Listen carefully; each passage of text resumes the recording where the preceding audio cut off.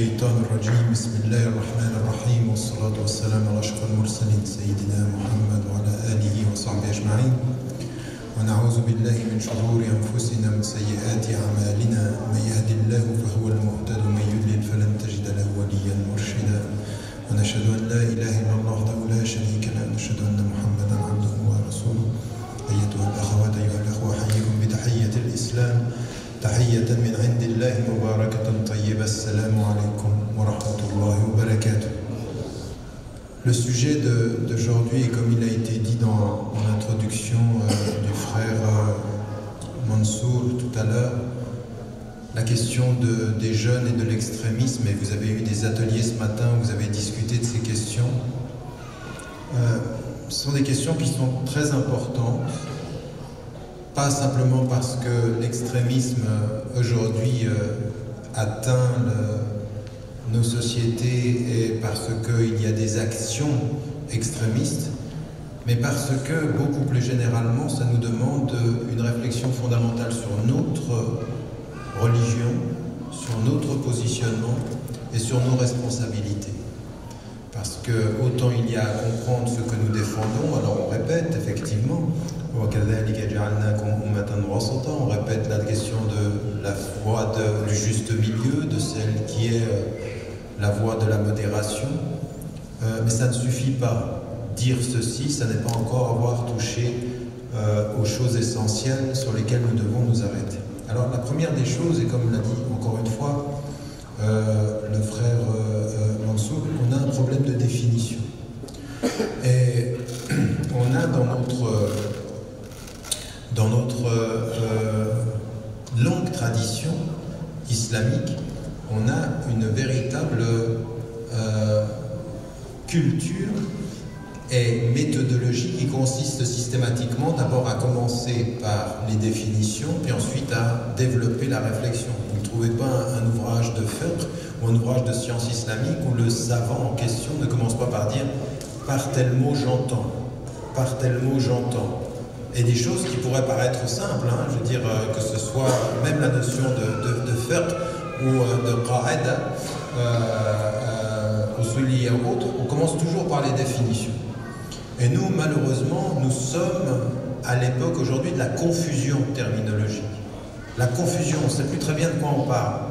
On ne le sait pas quand il s'agit de l'islam, on ne sait pas quand il s'agit de la société, on ne sait pas quand il s'agit des idéologies. Pour certains, un pratiquant musulman, c'est déjà le début de l'extrémisme. C'est déjà quelque chose qui est problématique. Et il faut que nous clarifions les choses.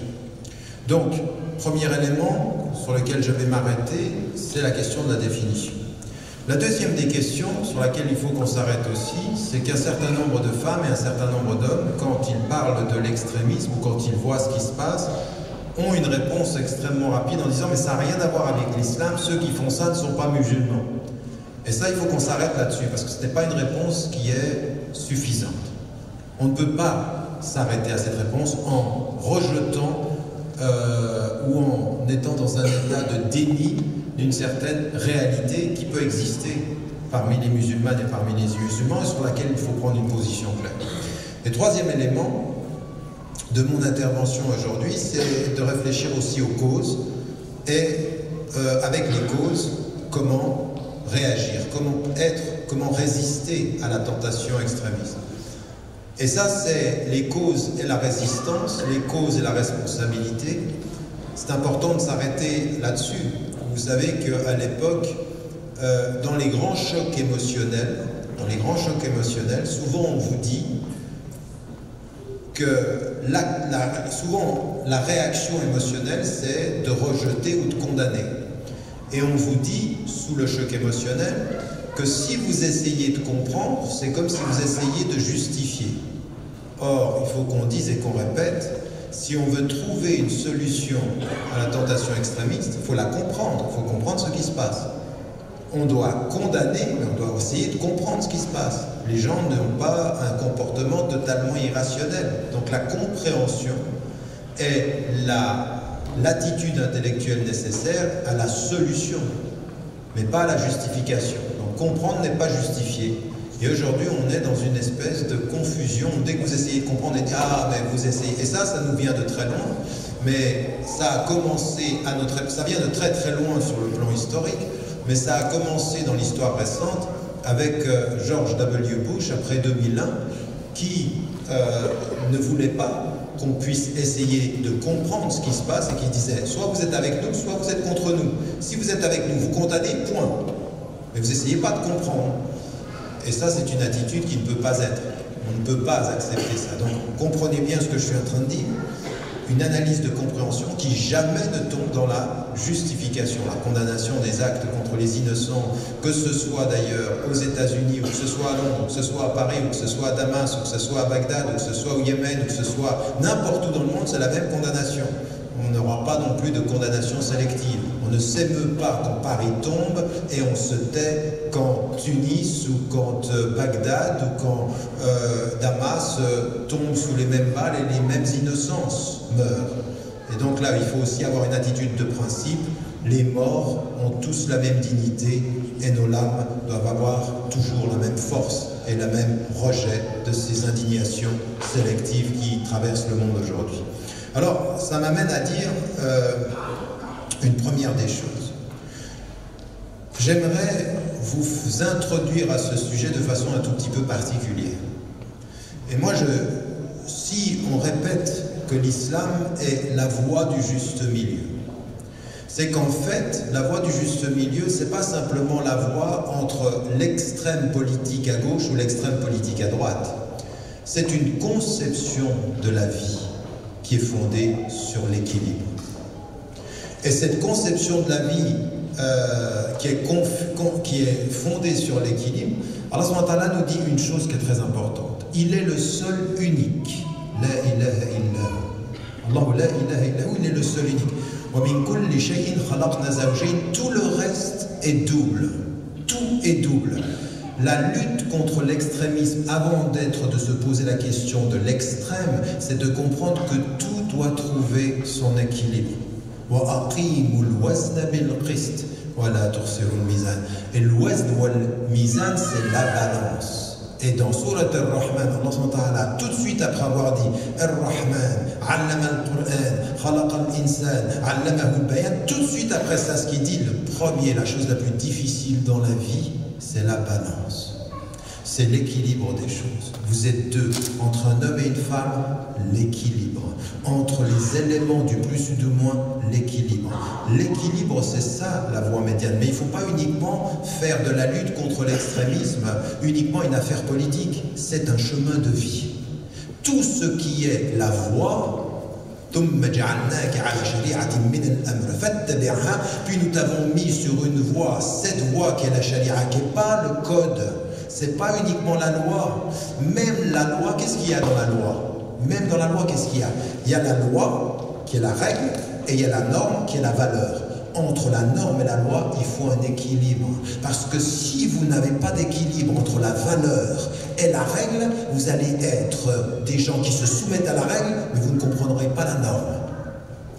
Et qu'est-ce que c'est la norme? C'est qu'à un moment donné, c'est on prie à l'heure, ça c'est la règle. Mais la norme, qu'est-ce que c'est? C'est pour se souvenir de Dieu. C'est-à-dire la règle, tu vas l'appliquer pour te souvenir du sens de la règle. Le sens de la règle, c'est être avec Dieu. Dans les deux, il faut un équilibre. Fais attention à ne pas tomber dans celui qui célèbre la règle et qui ne sait plus le sens. Toujours les deux. La règle, elle est là pour nous rappeler le sens. Et attention aux règles qui n'ont plus de sens ou dont on a perdu le sens. Vous voulez un exemple encore plus important? Pendant le mois du Ramadan, tu ne manges pas depuis 1h15 avant le lever du soleil jusqu'au lever du soleil. Ça, c'est la règle. Et quel est le sens? Maîtrise-toi. Ne commence pas à manger trop. 10 minutes à nourriture. Quand tu respectes la règle, mais tu as perdu le sens, qu'est-ce que tu fais? Tu ne manges plus jusqu'au marlène. Et quand le marlène vient, tu t'empiffres. Tu manges 3 fois plus que tout le monde. Tu as la règle, mais tu n'as pas le sens. L'équilibre. Notre religion, elle n'est pas simplement sur le plan politique, on évite les extrêmes. Sur le plan de la vie, on célèbre la balance. Dans tout ce que l'on fait. Dans tout ce que l'on fait. C'est une religion qui ne vous dit pas pas que ce qu'on nous dit maintenant, la modération. Vous savez, l'islam modéré, quand vous voyez ceux qui sont l'islam modéré, dans notre langage aujourd'hui, c'est les musulmans sans l'islam. Le musulman modéré, c'est celui qui va plaire au discours dominant qui est en Occident. C'est pas ça dont on parle, nous. Nous, c'est l'islam, la charia. C'est pas simplement un code, c'est pas des règles, c'est une voie. Et cette voie, elle est basée fondamentalement sur où que tu sois, qui que tu sois, trouve ton équilibre. Trouve ton équilibre.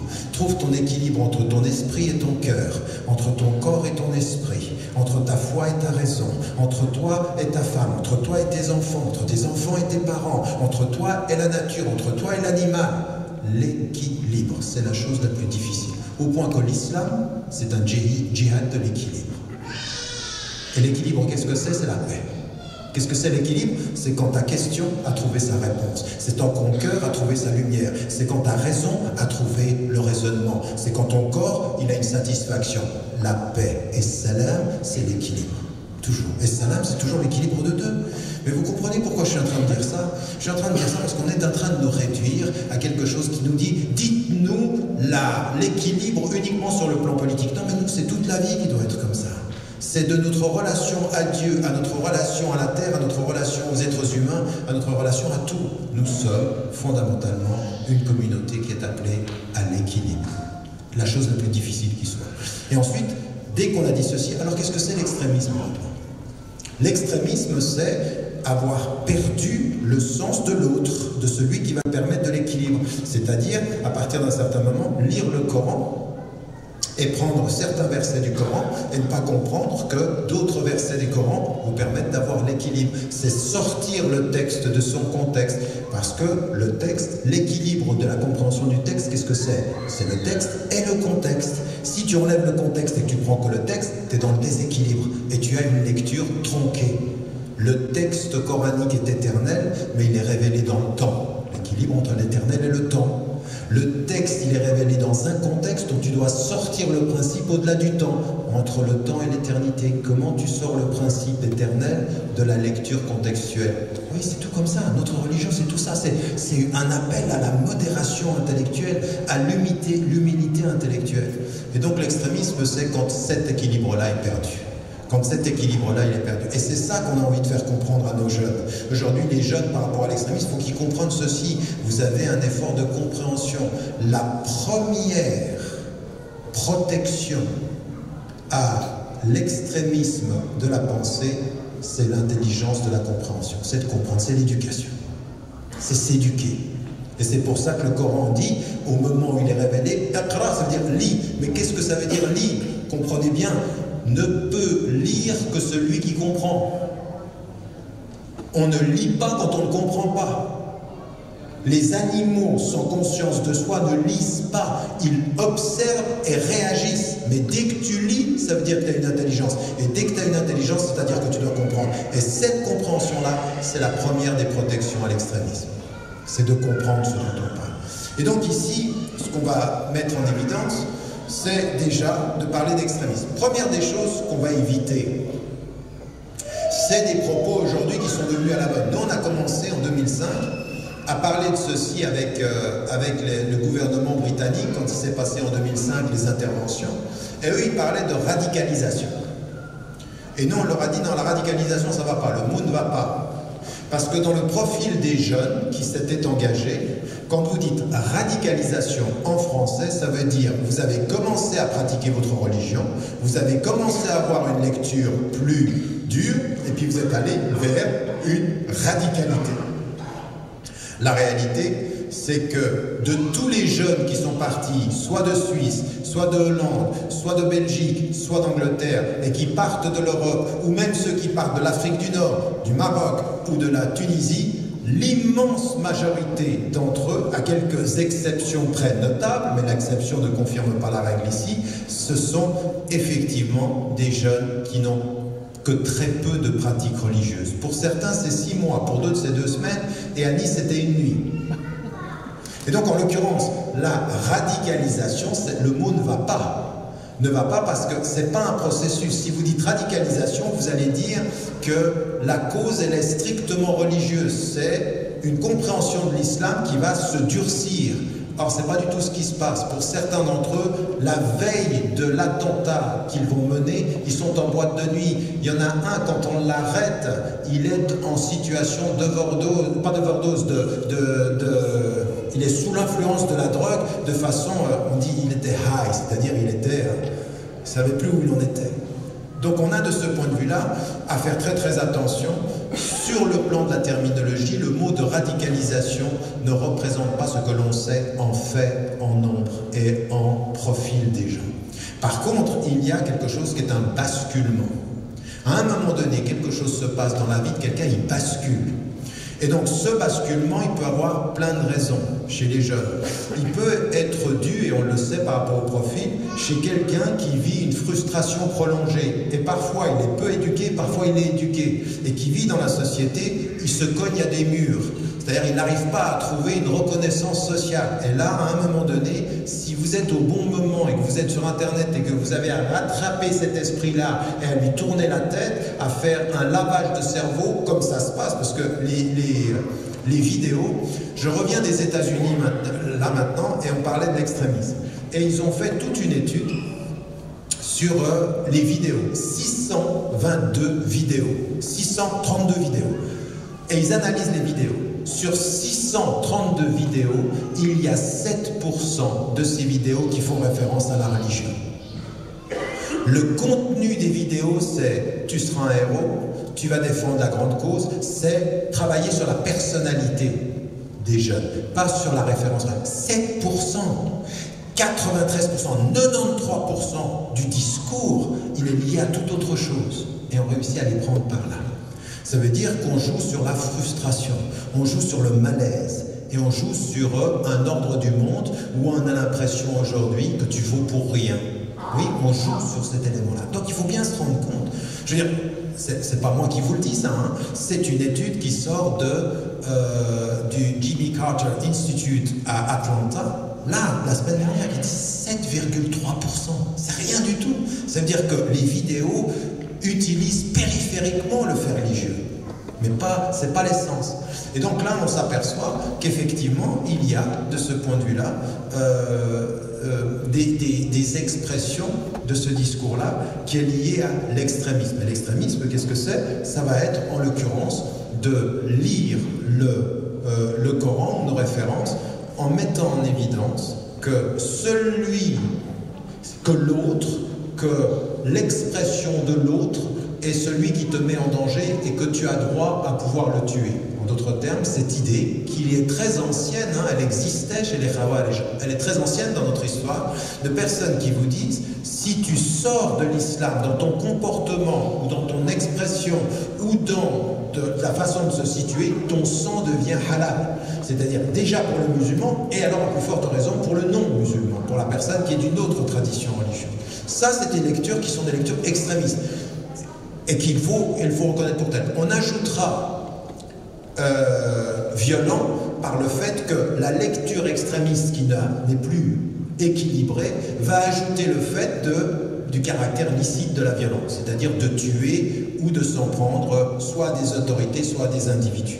Donc on a l'extrémisme violent. Ça, c'est le véritable terme dont on parle et sur quoi il faut s'arrêter.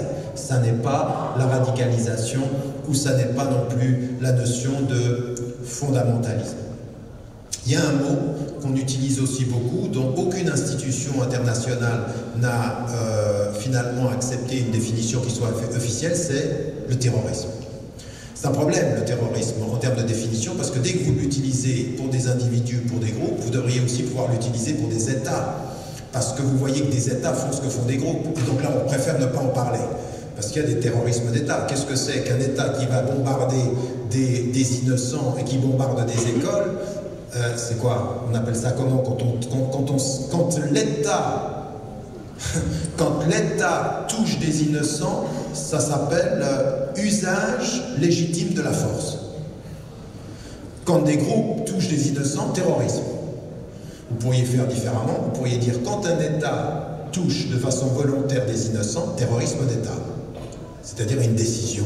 Et ce n'est pas l'usage légitime, parce que dès que c'est l'État, ce serait légitime. Mais il y a des usages légitimes, ou alors on dira disproportionnés. C'est-à-dire que vous avez un individu dans un immeuble, on suppose que c'est un terroriste, vous faites sauter toute la maison, tout l'immeuble, vous avez 50 morts, il est dedans. Ah, c'était disproportionné. Il est mort. Et vous appelez pas ça terrorisme. Là, de ce point de vue-là, le mot terrorisme est polysémique, problématique. Il y a une définition sur laquelle on peut se mettre d'accord très rapidement. Toute atteinte à la vie d'innocents qui ne sont pas dans un conflit armé et qui sont ciblés pour ce qu'ils sont, c'est-à-dire des citoyens innocents, que ce soit directement ou en dommages collatéraux connus, eh bien c'est du terrorisme. Et donc de ce point de vue-là, nous avons aussi à prendre des dispositions par rapport à ça, et nous avons à comprendre ce qu'il en est. Donc en l'occurrence, ici, on s'aperçoit que sur les faits et les chiffres, eh bien, on a aujourd'hui un problème par rapport aux définitions, et nous, ce qu'il faut qu'on dise et qu'on utilise, nous avons effectivement un extrémisme violent qui peut s'exprimer et dont nous devons comprendre l'essence et les raisons. Deuxième étape de ma réflexion maintenant, c'est comment on se positionne par rapport à cela. Alors, comment on se positionne quand vous avez Boko Haram, quand vous avez Daesh, quand vous avez des groupes, déjà même avant, hein. Moi j'avais pris position ici en Suisse en 96-97 quand des groupements s'en étaient pris, souvenez-vous, à des innocents, des touristes suisses qui s'étaient rendus en Égypte et qui avaient été tués en Égypte. Dans le sud de Assout ou Assouan, je ne sais plus. Mais j'avais pris position là-dessus. Donc ça remonte déjà à maintenant à plus de 20 ans, et bien avant encore, on a eu ces problèmes. Alors, vous savez, ce qu'on dit de moi, c'est que j'ai un double discours. Je dis à la télévision ce que je ne vous dis pas à vous. Et il se trouve que ce que je vais vous dire à vous, c'est exactement ce que je dis à la télévision. Et qu'il n'y a pas de double discours. Il n'y en a jamais eu, ils le savent. Pour disqualifier une parole, dites qu'il dit quelque chose d'autre. Je ne sais pas ce que je dis là, je ne sais pas où je pourrais le dire ailleurs. Et qu'est-ce que je pourrais dire ailleurs? Mais il y a une chose qui est importante. C'est qu'il y a beaucoup de musulmanes et musulmans qui, en sortant ou en intervenant, font quelque chose qui est, ou disent des choses qui sont très problématiques. Et moi, j'aimerais clarifier cet élément-là, parce que si on a envie d'aider nos jeunes à ne pas tomber dans l'extrémisme et ne pas aller dans ce sens-là, il faut que nous fassions deux choses. La première des choses, c'est que si nous sommes sérieux avec ce que nous voyons à l'intérieur des communautés musulmanes, à travers le monde, nul ne peut nier que certaines lectures sont extrémistes. Nul ne peut nier qu'il y a des lectures musulmanes et qui vous disent le kufr, il faut l'annihiler. Et que moi-même, quand je me suis retrouvé en Égypte, je me suis retrouvé en face de quelqu'un qui m'insultait, et il était l'agent il n'était pas l'agent du Mossad, il n'était pas l'agent du gouvernement, il m'insultait en disant « Toi, avec tes positions, tu fais le jeu des tyrans, tu fais le jeu de l'Occident. » Donc on a ces lectures-là, bien sûr, elles existent. Et on a des personnes qui vraiment peuvent vous expliquer qu'on peut tuer et que tuer est légitime. De cette façon-là. Qu'en fait, tout soutien à la politique américaine peut être une cible parce qu'il le soutient.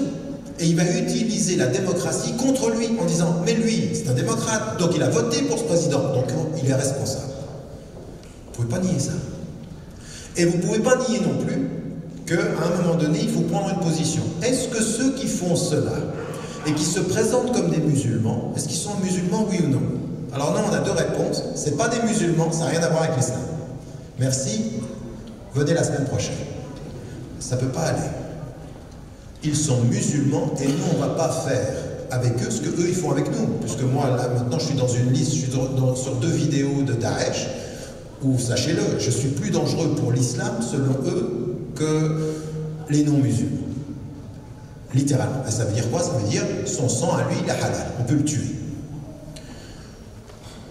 Par rapport à eux, je ne vais absolument et jamais, en aucune façon, dire d'un d'entre eux, tu n'es pas musulman. Moi, tu es musulman. Maintenant, ton interprétation de l'islam et ce que tu fais de l'islam est absolument illégitime du point de vue de l'islam. Donc premier élément, on ne sort pas les gens de l'islam. Le takfir, ça ne va pas uniquement dans un sens, ça ne doit pas aller, on ne fait pas ça. On ne dit pas qui est musulman, qui n'est pas musulman. La personne te parle comme un musulman, elle dit La ilaha illallah, Muhammadun Rasulullah, elle est musulmane. Et on ne va pas, parce que tu as des péchés, te mettre dehors de l'islam. Non, tu es musulman. Maintenant, ton attitude, ta compréhension, j'ai un vrai problème. Ça ne peut pas aller. Et donc, de ce point de vue-là, dire ça n'a rien à voir avec l'islam. Vous avez des gens avec plus ou moins des degrés d'études qui vont citer le Coran, citer des hadiths du prophète, citer des savants, même s'ils les tordent, mais ils viennent d'une tradition et ils la citent. On ne peut pas dire ça n'a rien à voir avec l'islam. Par contre, ce que nous devons dire de façon claire, vous êtes musulmans, vous utilisez des versets du Coran et des hadiths du prophète, et nous on va vous répondre et on va vous expliquer et on va expliquer en quoi ce que vous dites est une distorsion du message de l'islam. Ça doit être notre position de principe, c'est-à-dire on ne sort pas les gens et on répond clairement. Et on condamne ce qui doit être condamné. C'est-à-dire, à un moment donné, c'est ceci qu'a dit le prophète, aide ton frère, qu'il soit juste ou injuste. Comment tu vas l'aider quand il est injuste? Tu vas te lever, tu tires ce que tu fais est injuste. Au nom de l'islam, je m'oppose à ceci. Et au nom de ton idée du djihad, je vais faire un djihad contre ton djihad. Contre ton idée du djihad. Parce que le djihad, c'est pas d'aller tuer des innocents, c'est pas de s'en prendre aux innocents, c'est pas de prendre des gens et de les jeter du 3e étage ou du 5e. C'est pas nous ça. Ça peut pas être nous. Et il appartient à la conscience musulmane de dire non. Et de le dire avec clarté. Et de dire à nos enfants, c'est le seul moyen, attention. Les frustrations des gens, les raisons objectives qui font qu'à un moment donné, ils n'en peuvent plus, on les comprend. Mais la réponse ne convient pas. On ne peut pas, au nom d'une frustration et d'une injustice, faire une autre injustice. On ne répond pas à l'injustice par l'injustice. Répond de la meilleure des façons, c'est-à-dire qu'en toute situation, que la haine de quelque chose d'un peuple ne vous mène pas à la justice, soyez juste, parce que la justice est plus proche de la crainte révérentielle et de l'amour révérentiel de Dieu. C'est ça la qualité, ça c'est la balance. La balance c'est, tu as une émotion, mais tu as une raison. Fais que ta raison, maîtrise ton émotion. Mais si tu laisses aller ton émotion, tu es dans l'extrême émotionnel. Mais si tu prends la raison, eh bien tu vas retrouver l'équilibre de celui qui est sage. Le sage, c'est celui qui maîtrise son émotion avec sa raison. Donc ça c'est celui qui maîtrise sa personne quand il va être sous le jet de la colère ou sous l'objet de l'émotion. Donc ici, on a maintenant ce cadre-là. Combien de temps il me reste? J'ai pas le... Bon, d'accord. Alhamdoulilah, il n'y a pas de temps. Donc, ce que je voulais dire, c'est quand même bien de revenir en Suisse et il n'y a pas de temps en Suisse. Alhamdoulilah, c'est comme en Égypte. Alhamdoulilah. Je ne sais pas ce que vous applaudissez, mais... Donc, ce que je voulais dire, c'est qu'on doit se positionner, et on doit se positionner par rapport au fait de ce qui se passe aujourd'hui dans le monde, ce qui s'est passé au Nigeria, ce qui se passe à Damas, ce qui se passe en Syrie, en Irak, ou ce qui se passe dans les autres pays majoritairement musulmans. Maintenant, dès qu'on a fait ceci, est-ce que ça suffit? Est-ce qu'on va trouver une solution pour nos jeunes si on s'assoit, on dit, tu sais quoi? L'islam, c'est la voie du juste milieu, c'est la voie de l'équilibre. Et quand tu as une injustice, eh ben, tu ne vas pas tuer les gens, il faut te maîtriser. Bon, le jeune et le moins jeune, il me dit, d'accord, merci, je vais me maîtriser. Mais ça ne peut pas être la réponse. Il faut qu'on traite des causes et on sache comment réagir aux causes. Parce que sinon, ça ne va pas aller. L'absence de discours politique est un discours politique. L'absence d'orientation religieuse est une désorientation religieuse. Il faut qu'on regarde les causes, de quoi il s'agit là. Alors qu'est-ce que l'on sait? On sait en l'occurrence, si on regarde les profils, alors là je vous parle des études qui sont faites sur les jeunes et de voir comment les choses se passent. Les embrigadements, le basculement de certains, il peut se passer de 4 façons différentes. La première des attitudes, elle peut être quelque chose qui se passe dans votre salon. C'est-à-dire une jeune ou un jeune a accès à Internet. Et dans sa vie, à elle ou à lui, il y a un malaise, il y a des problèmes, il y a l'impression d'être inutile dans sa vie. Pour plein de raisons, scolairement. Dans l'image qu'on a des parents, vous avez des jeunes qui se regardent dans les yeux des parents et ils sentent que les parents ne sont pas contents d'eux. Peut-être parce qu'ils ne sont pas assez religieux ou parce qu'ils ne pratiquent pas. Il y a une insatisfaction. Quand l'insatisfaction rencontre la manipulation médiatique, par Internet, la manipulation, et ceux qui sont derrière l'écran sont des experts. La qualité du produit marketing des vidéos, ceux dont je vous parlais, là où il n'y a que 7% de religieux, sont des experts, c'est-à-dire qu'ils réussissent à... Je vous donne un exemple, nous sommes, je m'occupe je suis président du European Muslim Network en Bruxelles, et on a eu le témoignage une fois, moi je l'ai eu une fois avec 2 jeunes et une fois avec une fille qui est venue nous voir et qui nous a dit comment en fait elle a été embrigadée. Elle n'a été sauvée que parce que sa mère a tenu le passeport, elle avait gardé le passeport, elle ne l'a pas laissé partir. Et comment elle dit? Elle a dit, j'étais dans une situation, j'avais perdu un ami qui était parti et qui était mort, on a joué sur mon affectif, sur ma tristesse, et on m'a pris par là, au point qu'on m'a fait comprendre que j'allais restituer la fierté de mon ami mort en m'y engageant.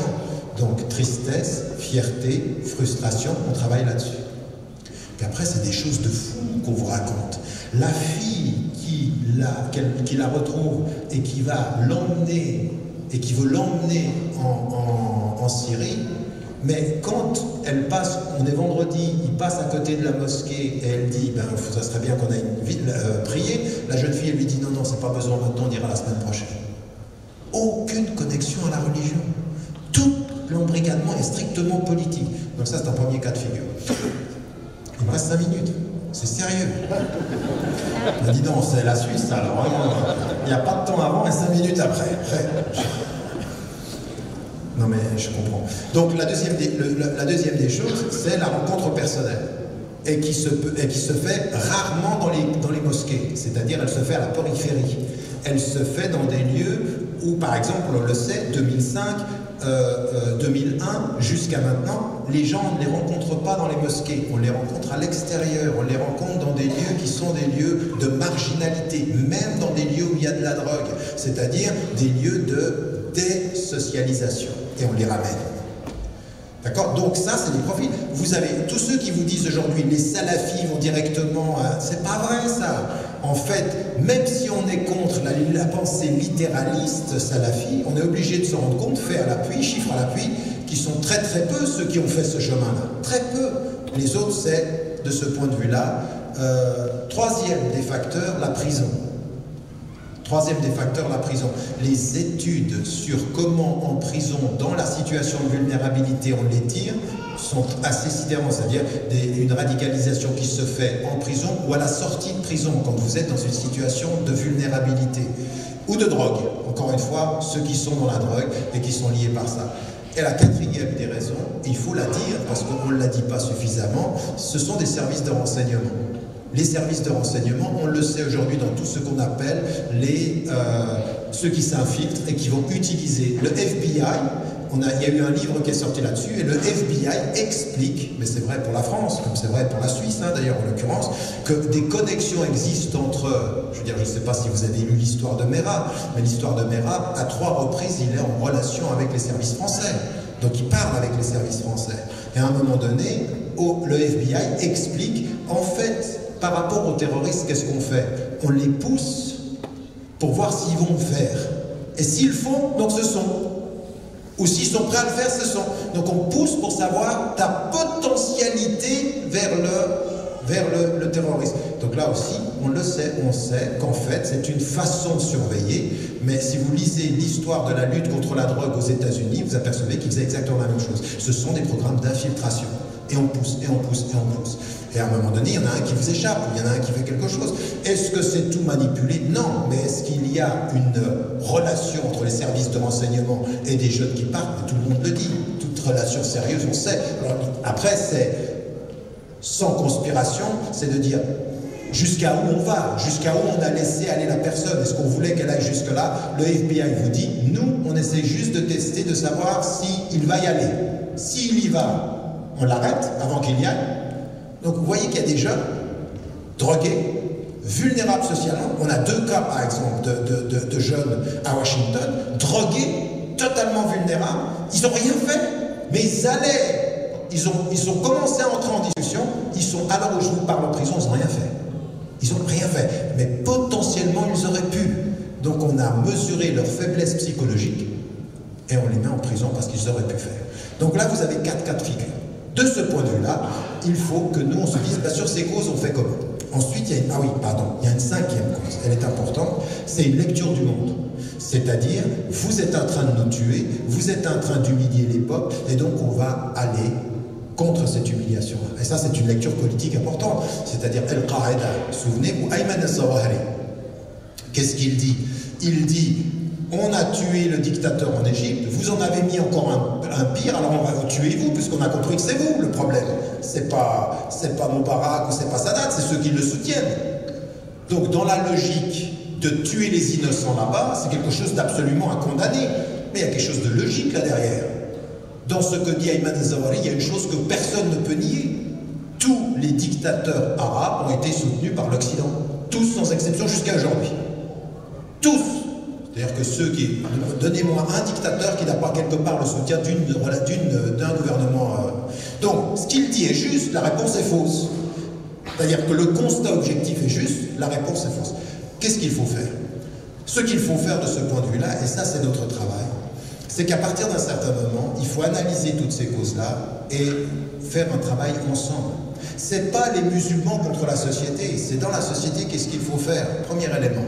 Quand vous avez des jeunes qui sont dans une frustration sociale, vous comprenez une chose. Si vous ne travaillez pas sur l'éducation, si vous ne travaillez pas sur la justice sociale, si vous n'en faites pas des citoyens qui sont reconnus, si vous n'arrêtez pas votre bêtise sur le discours islamophobe qui viennent des élites aujourd'hui en Europe, eh bien vous allez produire de la frustration. Le problème, c'est votre discours politique, votre incurie à développer des vrais espaces de justice sociale.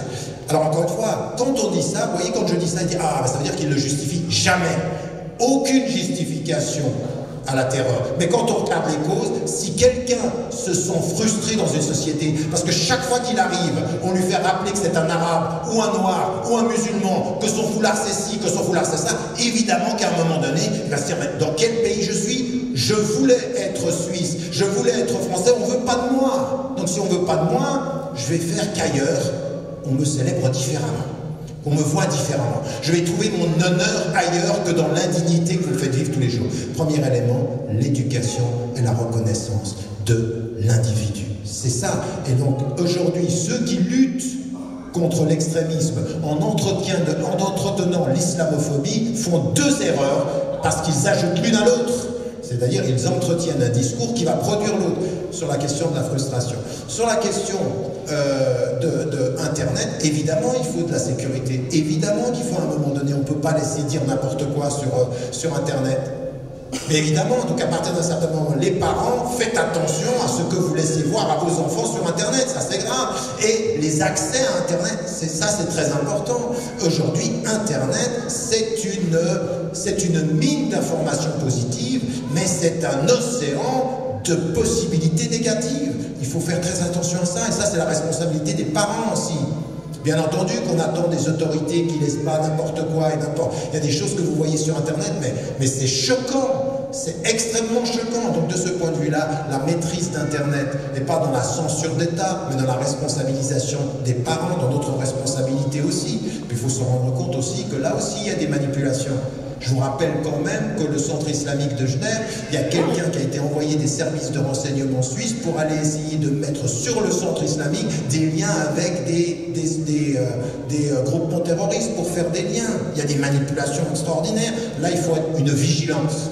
La vigilance, l'éducation, la vigilance. Troisième des choses, et je termine. Il faut, par rapport à la question internationale, encore deux.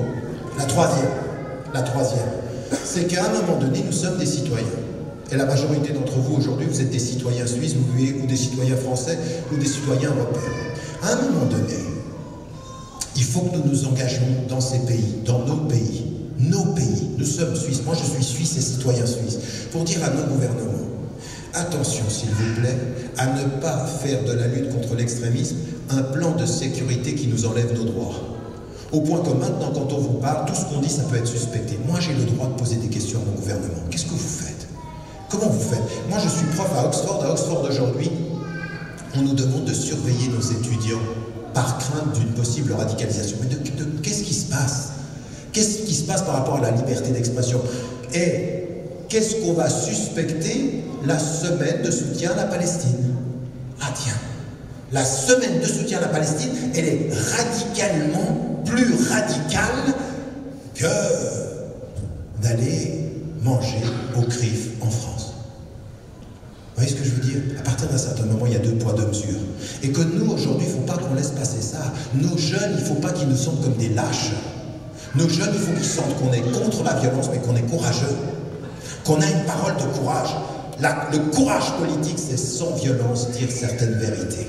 Nous ne pouvons pas accepter une démocratie à 2 vitesses. Nous ne pouvons pas accepter une liberté d'expression à 2 vitesses. Nous ne pouvons pas accepter que vous disiez « je suis Paris » et que vous ne disiez pas « je suis Beyrouth » ou « je suis... » Nous ne pouvons pas... Un courage, vos enfants, ils vous regardent. Et ils ont envie de voir dans leur père et de leur mère un courage de quelqu'un qui dit « ne va pas vers la violence, mais lève-toi ». Le courage de... Parce que si on n'a pas de discours du tout, à un moment donné, il dit « mais toi, tu te tais, toi, tu es un béni, oui, moi, je vais aller chercher l'honneur ailleurs ».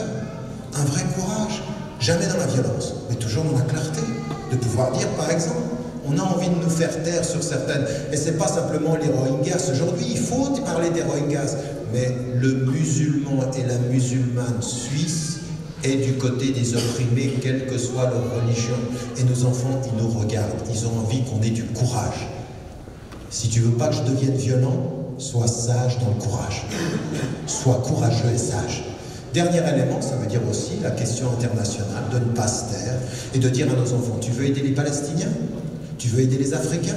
Tu veux aider les Rohingyas? Tu veux aider les opprimés? Eh bien, tu te bats ici. Ici, tu deviens citoyen. Ici, tu informes. Ici, tu votes. Ici, tu t'engages. Tu vas tuer personne, tu vas tout construire. Mais moi, ça me fait rire. À des moments donnés, il y a des gens qui viennent me dire « Oui, mais toi, t'es le petit-fils de Hassan el-Banna. » Et moi, ce que j'ai entendu de Hassan el-Banna, qu'est-ce que j'ai entendu? J'ai entendu qu'à un moment donné, il y avait des jeunes qui étaient là, qui disaient « Il faut qu'on parte en Palestine, il faut qu'on aille se battre. » Il les a arrêtés, il leur a dit « C'est très difficile de mourir dans la voie de Dieu, mais c'est encore plus difficile d'y vivre. Levez-vous et travaillez. » Celui qu'on diabolise, parce que les gens n'ont rien dit, celui qu'on diabolise, il voulait tuer des sionistes, il leur dit non, c'est pas comme ça que ça se passe. Et ceux qui veulent partir en Syrie, ceux qui veulent pas, c'est pas comme ça que ça se passe.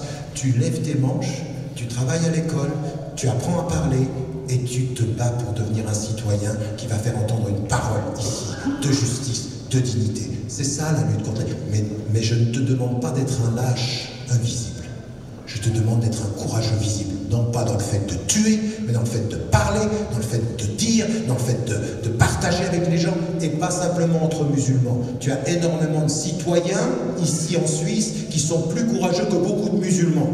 Est-ce qu'il y a des musulmans vendus? Ça existe. Et il y a des personnes qui ne sont pas musulmanes, et qui sont honnêtes et courageuses. Nous, notre combat, c'est la justice, le courage et l'honnêteté. Wallahu a'lam wa ala wa ahkam.